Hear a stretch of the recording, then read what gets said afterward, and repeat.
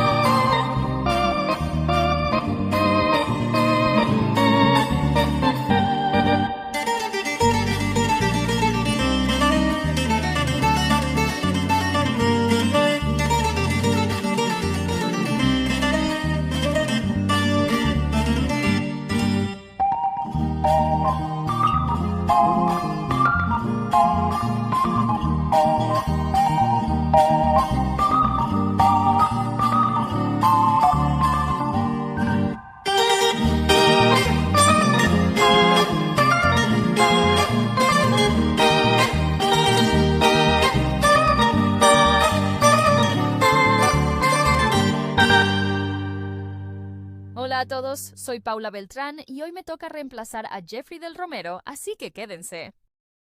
En las últimas horas, la salud de Miguel Uribe se agravó y tiene pronóstico reservado. Vamos a repasar algunos momentos y testimonios para conocerlo más y mantener la esperanza.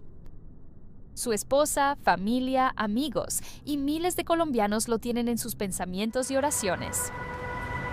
Si yo pudiera escribirlo con una palabra, sería pasión. Miguel todo lo que hace, lo hace con todas las fuerzas y con toda la energía que tiene. Él es esencialmente una persona generosa en su capacidad de entender y de comprender el dolor ajeno. Él es una persona comprometida y determinada.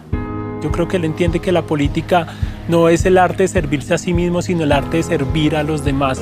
Yo lo tomo a él como un ejemplo porque yo en mi día a día veo que todo lo que hace Miguel lo hace bien.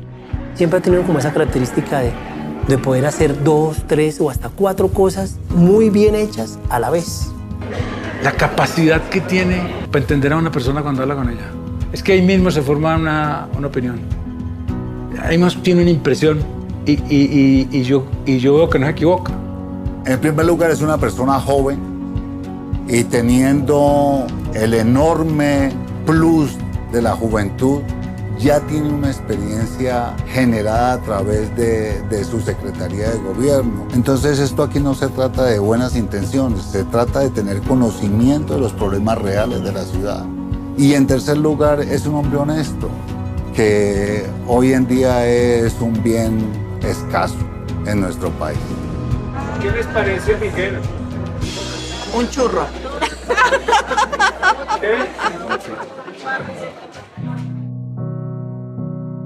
Desde que Diana supo que el bebé que estaba esperando era hombre, dijo, y le voy a llamar Miguel, y Miguel a secas, solamente Miguel. Los únicos 2 momentos que recuerdo con mi mamá es el último día que la vi y el día que mi papá me dijo que estaba muerta y fuimos y la vimos en la velación y en el entierro. De ahí en adelante la manera que he conocido a mi mamá es precisamente a través de una reconstrucción de recuerdos, de anécdotas, de momentos que me han contado otras personas. Tu mamá era una persona que estaba convencida y dedicada a hacer los procesos de paz. La revista número 1, noviembre 5 de 1985. Todas las revistas de hoy por hoy siempre hubo tema del orden público y de la paz. Ella se dedicó a ver cómo hacía para que ese orden público cambiara y se mejorara y se pudiera buscar la paz, y lo logra con el M-19 y luego lo quiere lograr con los otros y se ve engañada por alguien cuando iba a ver al ELN, y en ese momento es que la secuestran y luego 5 meses más tarde la matan. Richie, recuerdo el último día que la vi. El día cuando me abrazó, me cargó y me dio un beso saliendo de la casa, como cualquier otro viaje que hacía de su trabajo. ¿Ese fue el día que iba a la supuesta entrevista? A la supuesta entrevista. Creo que era un miércoles y ella tenía que volver el domingo. Eran 2, 3, 4 días de entrevista. ¿Y a dónde era la entrevista, senador? No se sabía, pero ella tenía un punto de encuentro con los supuestos enviados del cura Pérez que la iban a llevar, que viajaban no recuerdo a dónde, de ahí la montaban a un carro y pues iban a buscar supuestamente al cura Pérez. Pues ella se fue un miércoles y nunca volvió. Y recuerdo ese día. Es una historia larga cómo saben que la tiene Pablo Escobar secuestrada, porque todo el mundo pensó inicialmente que era el cura Pérez. Y cómo llegan a ella, pues es de alguna manera también una historia interesante conocer. Pero cuando ya se sabe que es el Pablo Escobar, pasa todo el tema del secuestro que ya conté, y finalmente la matan el 25 de enero de 1990. Va mi papá, viaja a Medellín. Mi mamá ya estaba prácticamente muerta en el Hospital General en Medellín. Esa noche vuelve a Bogotá mi papá, y recuerdo el día siguiente, 26 de enero, sentados en el piso al lado de la cama. Yo recuerdo que yo dormía con mi papá. Cuando mi mamá la secuestran, pues éramos él y yo dormía con mi papá, y me acuerdo que yo me levantaba temprano. Era un niño pequeño, por lo general uno se levantaba muy temprano, y yo veía que mi papá no se levantaba y se mantenía acostado, dormido, y yo decía que él estará enfermo. Incluso yo recuerdo que pensaba que si se había muerto. Aquí hay una parte de una carta enviada por Diana a mi mamá. Le habla de Miguel. Mamita, He tenido una preocupación muy grande porque Miguelito no está bautizado. Para que lo bautices, y que le preocupa mucho ver a Miguelito en los noticieros retraído. Y una de las cartas que más me impactó es cuando ella le escribe a su padre diciéndole que no, pidiéndole que no anteponga los intereses personales por encima de los intereses del país. Ella tenía un hijo de 4 años y una hija de 17 años. Estaba diciendo a su papá que más importante que cualquier cosa era el país y los intereses del país. Con esa petición, pues probablemente no los iba a volver a ver. Durante muchos años no entendí por qué se puso en riesgo. Sentía un grado de resentimiento porque pues hubiera querido tener a mi mamá al lado toda la vida. Hoy el único sentimiento es de amor y admiración y respeto por lo que hizo y por lo que pensaba que podía lograr a través de su oficio, su profesión y su vida. La muerte de su mamá lo hace sentir que él tiene que cumplir un propósito que enaltezca lo que eran los ideales de su mamá. Eso es como una semilla sembrada en su corazón. Era un niño que iba a cumplir 5 años a los 3 días. Yo llevaba desde el día anterior pensando qué voy a hacer, esto cómo se transmite. Y tomé la decisión que yo te tenía que contar. Tú me mirabas fijamente, en silencio, y te dije, hoy es el entierro. ¿Quieres venir conmigo? Y ahí sí. Me dijiste, sí, quiero ir contigo. Y te llevaba aquí en mi mano. Y yo sentía que ya no podía más. Entre cargar el ataúd y cargarte a ti, pero yo resistí. Saqué fuerza de donde no tenía porque tenía que resistir de llevarte al lado mío cargado conmigo porque teníamos que estar en eso juntos.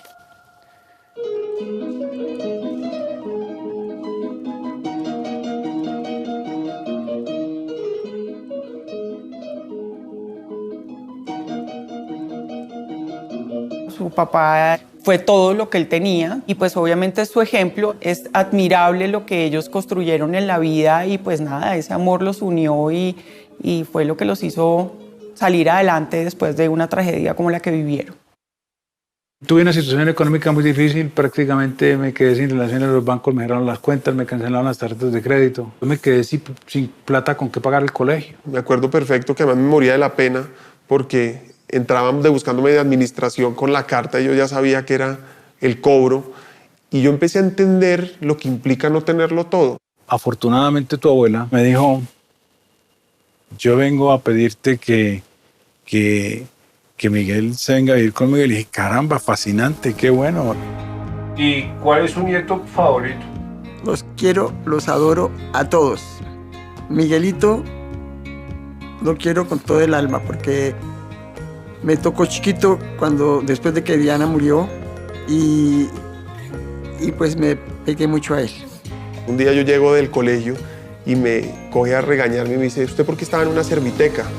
Y yo le dije, yo no sabía que era una serviteca y me regañaba, ¿usted qué estaba haciendo en la serviteca? Y yo le dije, yo lo único que hice fue salir del colegio y vine para acá. No, lo vieron en una serviteca. Me dijo de discotecas, no sé qué, a qué la asoció. Bueno, así 1000 historias y así como es de generosa y solidaria, también es una mujer estricta y disciplinada. Yo tuve siempre una vocación enorme de servicio por las gentes más necesitadas, por los niños, por las gentes pobres.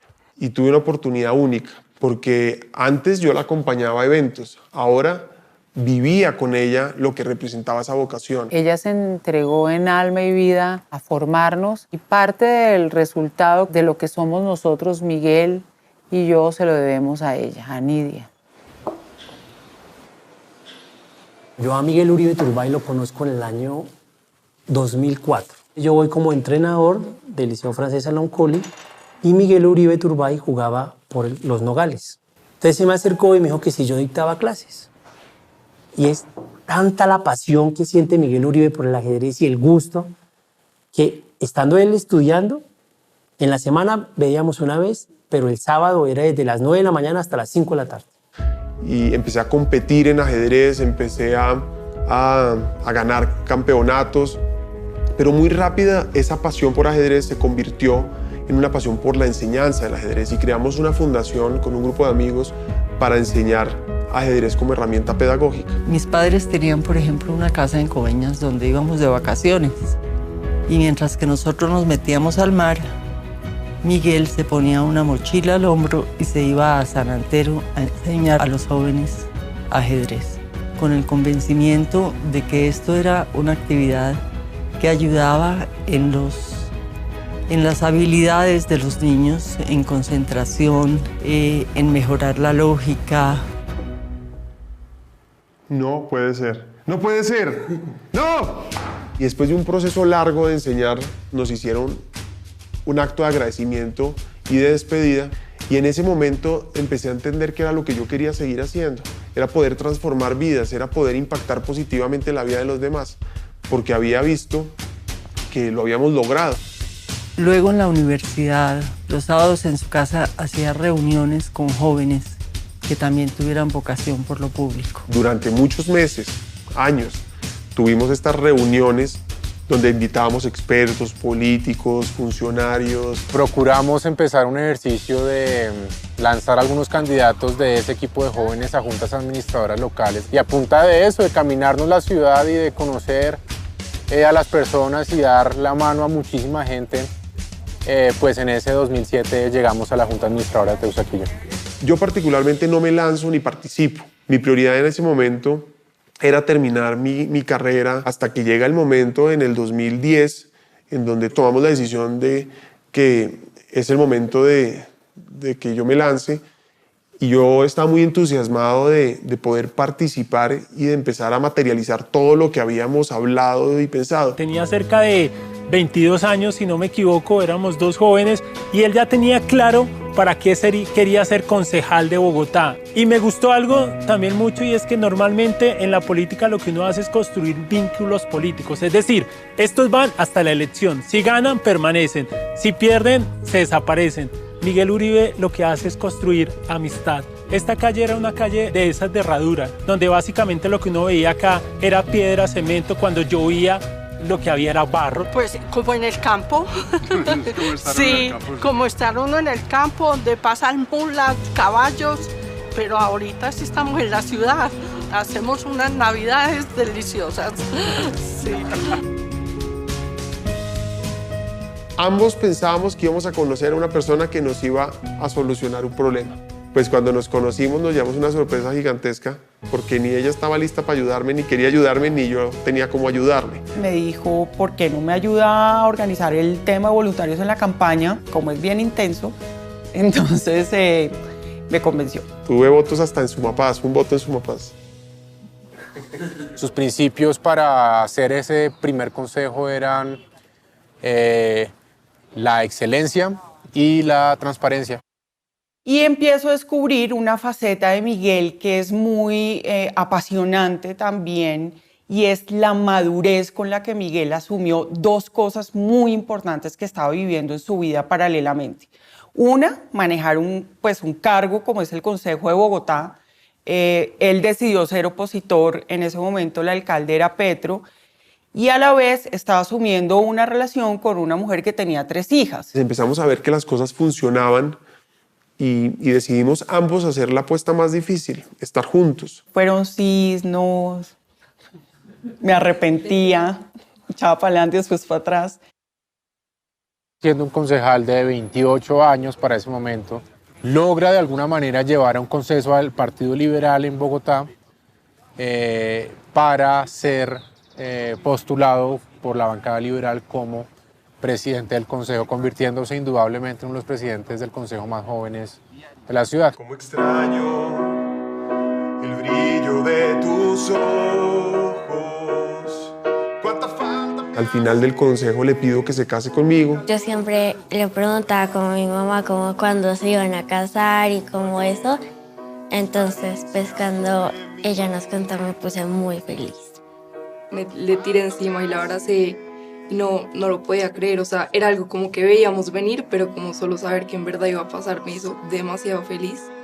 Y pues saber que esa persona que nos hacía tan feliz iba a estar con nosotras por el resto de la vida fue algo demasiado lindo.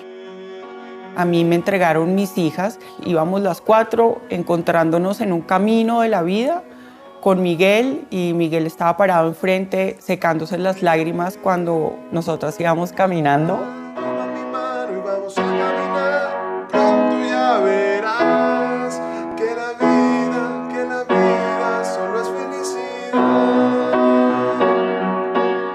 Y un día me llama el alcalde Enrique Peñalosa y me invita a trabajar con él. Miguel no hizo parte de su campaña a la alcaldía, de hecho Miguel estuvo con Pardo. En ese momento fue muy interesante ver cómo también se puede gobernar sin reglas tradicionales de la política, cómo podemos escoger a la mejor gente para hacer el trabajo. El segundo cargo más importante después del alcalde maneja los temas más difíciles y transversales en toda la ciudad. Con una ciudad que venía paralizada, con unos problemas gigantescos. Antes de Miguel, las alcaldías locales eran tal vez uno de los focos de corrupción más grandes que tenía la ciudad. Miguel, cuando son unas peleas durísimas contra una cantidad de prácticas que llevan muchísimos años en la ciudad, implementa varias medidas que hace que la ejecución de los recursos en las localidades sea muchísimo más transparente y eficiente. Para nosotros, por el solo hecho de la desaparición del Bronx, ya habría que hacerle un monumento al alcalde Quesada. Lo real en seguridad en San Vitorino mejoró ostensiblemente. Tenía 5 años cuando la violencia me quitó a mi mamá. Entendí que hay que trabajar por esta sociedad, que no podemos ser indiferentes. Miguel es una persona que todos los días se levanta pensando en esta ciudad y en este país. Considera que no hay un honor más grande, que no hay un premio mayor que servirle a las personas y que transformar la vida de la gente a través de lo público. Y no tengo escándalos por una razón, no porque haya leyes contra los corruptos o porque haya leyes contra los vagos, no, es porque me he formado en principios y valores y tengo convicciones fuertes. Yo estoy absolutamente segura que mi mamá desde el cielo está celebrando cada uno de los triunfos de Miguel. Yo siento que Miguel es un guerrero. Desde que nació no le ha tocado fácil. Cada una de las cosas que se ha propuesto las ha cumplido con creces. En el marco de la discapacidad que tiene. Segundo, salud mental. El principal problema en Bogotá, en Colombia.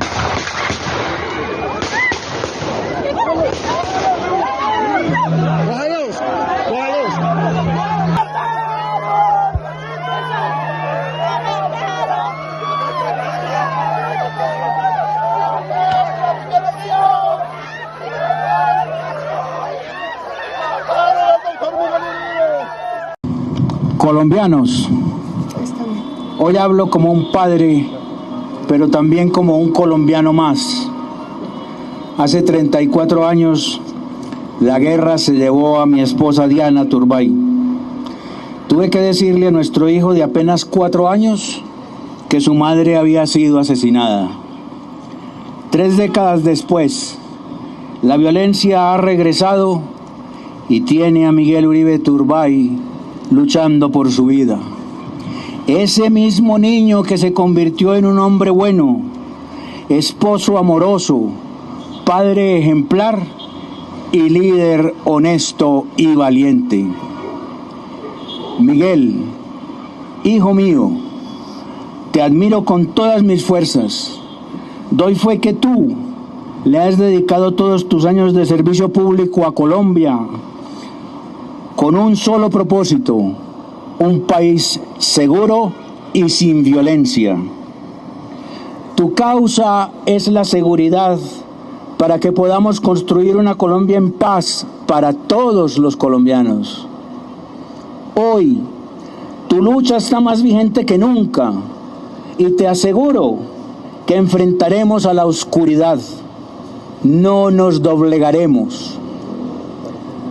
Hoy quiero decirles que esa lucha debe ser por todas las víctimas que lloran a sus familiares, por todos los que queremos vivir en un país con paz y tranquilidad. Esa lucha debe ser por todos los hijos de esos padres, integrantes de nuestras Fuerzas Armadas y Policía, que dieron su vida para protegernos.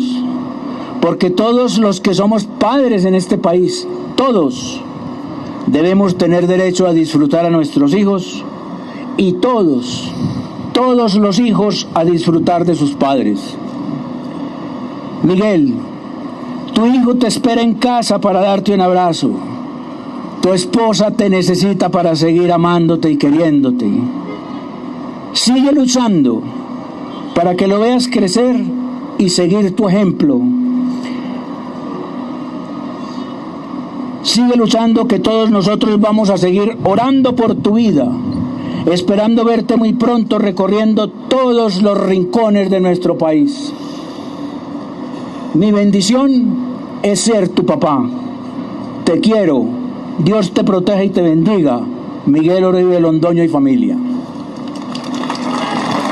Bravo, Miguel.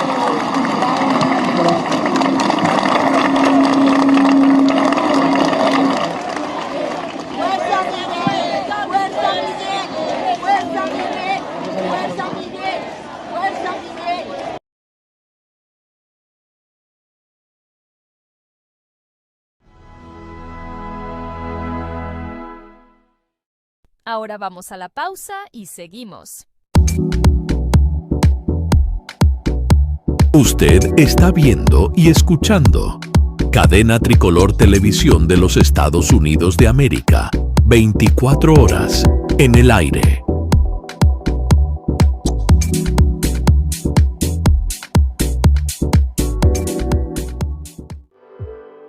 Lions Chiropractic te devuelve la buena salud.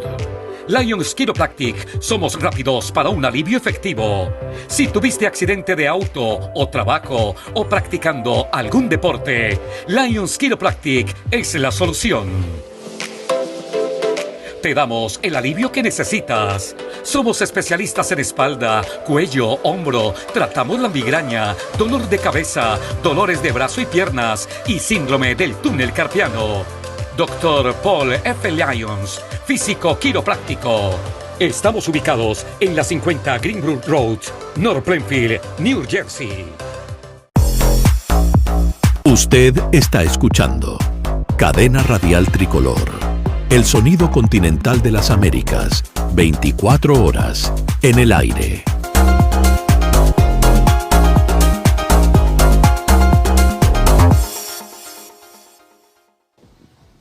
Seguimos con el tema de la consulta popular, pero ahora con un debate jurídico. El registrador Hernán Penagos deja en manos de altas cortes la decisión sobre la consulta popular, pero adelantó que por diferentes razones como de tiempo y presupuesto, sería inviable hacerla ahora. Sin dudas, esto pone al país en otra situación de conflicto institucional, mientras los días avanzan. ¿Escuchan? ¿Qué tal se escucha? ¿Bien? Ok. Bueno, lo primero, buen día nuevamente para todas y todos, para los medios de comunicación, todo el equipo directivo de la registraduría que nos acompaña. Y como lo anunciamos el pasado domingo, pues el día de hoy vamos a fijar la postura de la Registraduría Nacional en relación con la solicitud y convocatoria de consulta popular nacional que llevó a cabo el gobierno. Luego de un estudio muy juicioso por parte del equipo jurídico de la registraduría, hemos llegado a algunas conclusiones que hoy queremos a ustedes presentarles.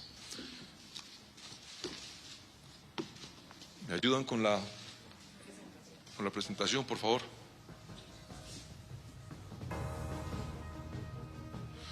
Lo primero que quiero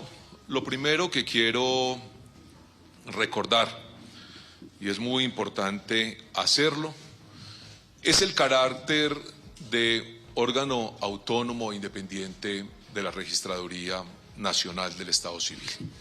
No solamente porque así lo define la Constitución Política de Colombia en su artículo 266, que no dice otra cosa diferente a que la Registraduría Nacional es una autoridad electoral, sino porque en múltiples oportunidades el misma Corte Constitucional, inclusive en una reciente sentencia del año 2024, ha destacado la autonomía e independencia de la registraduría. Y esto es importante señalarlo para que también se sepa de una vez y de manera clara y precisa que el registrador y la Registraduría Nacional no tienen superior funcional en la Constitución política. Claramente, la Corte Constitucional ha destacado la condición de órgano autónomo e independiente que garantiza neutralidad y genera confianza de los procesos electorales. Reitero, la Registraduría Nacional de Colombia no tiene superior funcional, es un órgano neutro que solo busca la integridad del proceso electoral. De otro lado, como saben ustedes, el artículo 104 de la Constitución Nacional de Colombia establece los requisitos para la convocatoria de una consulta popular nacional de origen gubernamental. Básicamente son tres los requisitos que define el 104. El primero, una solicitud del Ejecutivo con la firma de los ministros. El segundo, un concepto favorable por parte del Senado de la República. Y el tercero, el decreto de convocatoria con la fijación de la fecha correspondiente. En relación con esa solicitud de consulta, hemos recibido varias comunicaciones en la Registraduría Nacional. Una primera de ellas, por parte del señor presidente del Senado de la República, en la que se comunica que la solicitud de concepto favorable del Senado para convocatoria a consulta popular del orden nacional fue negada el pasado 14 de mayo. Esa comunicación del señor presidente del Senado la acompaña de una certificación del secretario del Senado de la República, que como saben ustedes, hace las veces de notario de las actuaciones del Congreso de la República, donde se da cuenta del resultado de esa votación. Un primer documento que hemos recibido de parte del Senado. En segundo lugar, el pasado 13 de junio, es decir, el pasado viernes, recibimos de parte del ministro del Interior un escrito donde se comunica, conforme al artículo 6 de ese decreto, el decreto 0639, por medio del cual se declara la excepción de inconstitucionalidad en relación con la decisión del Senado de la República y se comunica a la Registraduría la convocatoria a consulta popular para el próximo 7 de agosto. Esa solicitud, que insisto, llegó el pasado viernes, viene acompañado del respectivo decreto y la Registraduría la recibe a final del día de la tarde del viernes. Por tanto, tenemos dos decisiones de dos ramas del poder público. De un lado, la comunicación del señor presidente del Senado, que dicho sea de paso, como lo ha dicho ya el Consejo de Estado, se trata de un acto administrativo y de un acto administrativo de contenido electoral. Y de otro lado, la comunicación del decreto 0639 que convoca a una consulta popular en todo el territorio nacional, que declara la excepción de inconstitucionalidad y que al mismo tiempo puede decirse, declara la inconstitucionalidad de la decisión del Senado de la República y por tanto declara también que se cumplen los requisitos del artículo 104 de la Constitución. Luego, estamos ante un problema jurídico de talla mayor. Primero, una discusión y una controversia jurídica entre dos ramas del poder público, el legislativo y el ejecutivo, Y la pregunta es si se cumplieron o no los requisitos del artículo 104 de la Constitución Política para convocar una consulta popular del orden nacional y de origen gubernamental en el país. Fundamento en eso, yo quiero en primer término señalar lo siguiente. Es clara y evidente una controversia jurídica entre el Ejecutivo y el Legislativo y por tanto, lo que procede jurídicamente ante una controversia de tal magnitud, que no tiene precedente y antecedente en la historia nueva, si se quiere, reciente del país, pues lo correcto, lo pertinente, nos han enseñado desde hace más de 2 siglos, la división de poderes, es dejar en manos de las altas cortes para que decidan si continuamos o no con los trámites de la consulta popular convocada.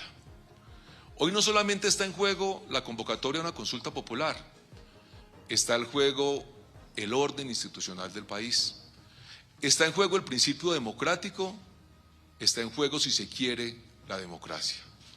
Cuando existen controversias jurídicas entre 2 ramas, las principales, si se quiere, del nivel administrativo, pues es donde deben llegar los jueces a tomar la decisión que más corresponda.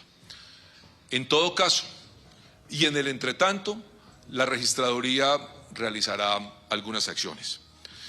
En primer término, vamos a iniciar una actuación administrativa con fundamento en el Código de Procedimiento Administrativo para solicitar pronunciamiento de las demás entidades interesadas, si se quiere, y que también tienen que ver con esta circunstancia. Iniciada esta actuación administrativa, vamos a solicitar concepto a la Sala de Consulta y Servicio Civil del Consejo de Estado a fin de que se pronuncie de fondo si se han cumplido o no los requisitos del artículo 104. No obstante, yo sí quiero, además de anunciar las acciones de la registraduría, contarles un poco acerca del proceso logístico para convocar una consulta popular en Colombia. Voy a hablar de 2 elementos en concreto. El primero, la arquitectura presupuestal. La registraduría, para convocar esta consulta, si es que en el futuro las Cortes ordenan que se lleve a cabo, debe construir todo un presupuesto. Presupuesto que está del orden de los 750.000 millones de pesos. Verán ustedes que se trata de una cifra muy importante, respecto de la que hay que ser prudentes. No es correcto que la registraduría comprometa 750.000 millones de pesos que en el futuro puedan representar un detrimento patrimonial para el Estado. Pero no solamente un detrimento patrimonial, sino que pueden significar investigaciones disciplinarias, penales y fiscales. Es una inversión muy alta que en el momento en que se comprometa tenemos que tener la suficiente claridad de que se puede llevar a cabo esa consulta. Y es ahí donde las Cortes tendrán que tomar la decisión adecuada. Pero además de eso, de hoy a la fecha de convocatoria de la respectiva consulta popular hay cerca de 53 días. Y yo debo decirles que materialmente no es posible realizar todos los procesos de planeación y logístico para convocar una consulta popular en 53 días. Mínimamente, la registraduría requiere alrededor de 3 meses, como así lo determina la Constitución y la ley, si queremos sacar adelante de manera íntegra e impecable una consulta de este nivel. Y voy a explicarles por qué razón requerimos mínimo esos 3 meses. Lo primero es que una consulta popular nacional es semejante a un proceso electoral ordinario. Piensen ustedes a unas elecciones para presidente o para Congreso de la República. No es muy diferente una consulta popular. hay que convocar a todos los habitantes del país. Y no podemos perder de vista que en el caso de esta consulta popular son cerca de 112.000 las mesas de votación que se van a instalar. Pero además de eso, tendrán que llevarse material electoral a 67 países y a 124 consulados.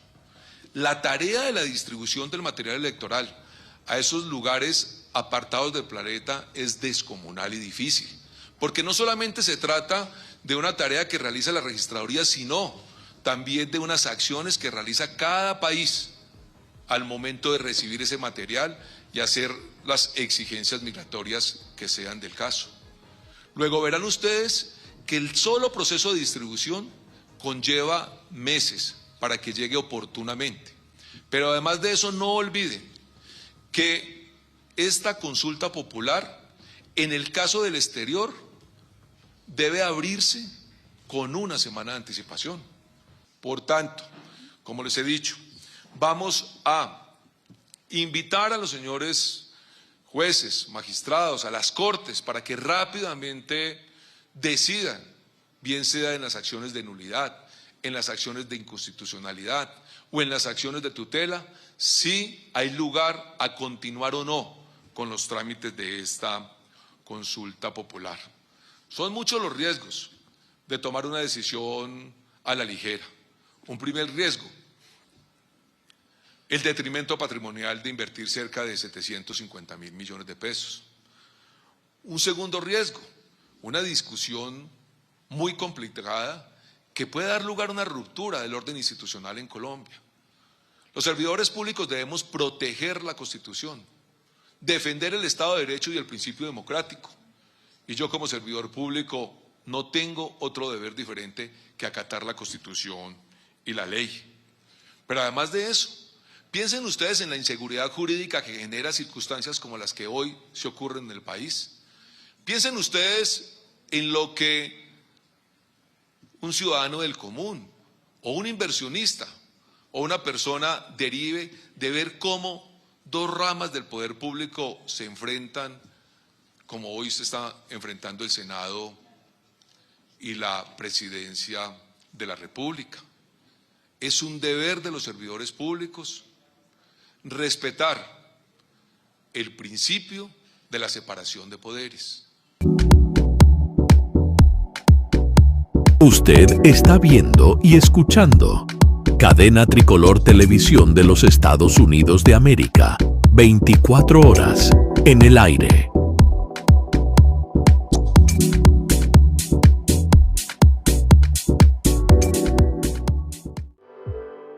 Lions Chiropractic te devuelve la buena salud. Lions Chiropractic, somos rápidos para un alivio efectivo. Si tuviste accidente de auto o trabajo o practicando algún deporte, Lions Chiropractic es la solución. Te damos el alivio que necesitas. Somos especialistas en espalda, cuello, hombro. Tratamos la migraña, dolor de cabeza, dolores de brazo y piernas y síndrome del túnel carpiano. Dr. Paul F. Lyons, físico quiropráctico. Estamos ubicados en la 50 Greenbrook Road, North Plainfield, New Jersey.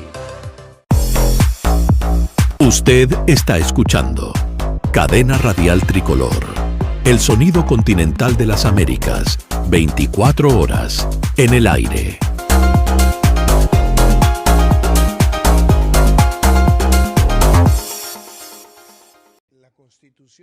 El expresidente Duque se refirió al accionar de Gustavo Petro y remarcó la división que fomenta. La Constitución colombiana, Jaime, dice que el presidente de la República es un símbolo de la unidad nacional. Petro desde el primer día de su gobierno se ha querido convertir en un símbolo de la división nacional, de la fractura nacional. Él estigmatiza, él polariza. Que 24 horas antes de este atentado a Miguel Uribe, él hubiera salido públicamente a referirse a él como el nieto de una persona que torturó a 10.000 personas, eso es estigmatización, eso es ambientar la violencia. Llamar con insultos al presidente del Congreso, cuestionar con insultos a las cortes, cuestionar con insultos a quienes representan la prensa libre, cuestionar con insultos a sus predecesores, a quienes piensan distinto. Todo eso va generando un ambiente de odio que termina también muchas veces exacerbando los ánimos y motivando a muchas personas a encontrar en la violencia un camino de expresión. Entonces, los colombianos no queremos más eso, porque Petro ha hecho política siempre así. Y uno puede respetar las diferencias ideológicas. Este país, Dominicana, tiene diferencias ideológicas. Aquí hay gente de derecha, aquí hay gente de centro, aquí hay gente de izquierda, pero que sabe ventilar sus diferencias ideológicas para de pronto construir a partir de la diferencia, pero nunca cayendo en la bajeza de la estigmatización personal. Porque el pueblo dominicano sabe lo que es una dictadura, y sabe lo que es una dictadura oprobiosa, donde no había reato alguno, como se conoce, producto de mucha información y mucha investigación, por mencionar el caso icónico de las hermanas Mirabal. Este país decidió sacudirse de esa opresión y ha sabido cuidar su democracia. Y ha sabido cuidar su democracia a partir de la alternancia en el poder, pero nunca motivando el odio. Que un país como Colombia, que ha tenido una democracia madura, esté viendo estas prácticas que llaman a la división, al odio, a la estigmatización, es algo que tenemos que derrotar en las urnas en el 2026. Porque lo único que genera esa práctica son actos de violencia e intolerancia como el que vimos en los últimos días. Dejando un momento a Colombia, el mundo está en una escalada violenta con la guerra Israel-Irán. Estén atentos a nuestras redes sociales, tanto con este tema global como todo lo de Colombia. Los dejamos con la reunión de cientos de colombianos en las inmediaciones de la Clínica Santa Fe. Gracias a todos, chao y hasta la próxima.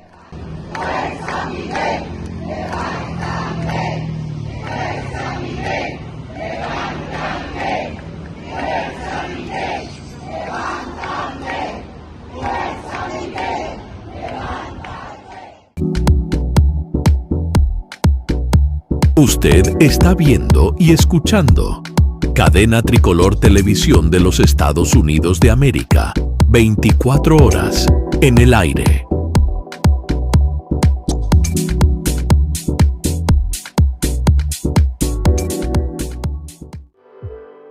Lions Chiropractic te devuelve la buena salud.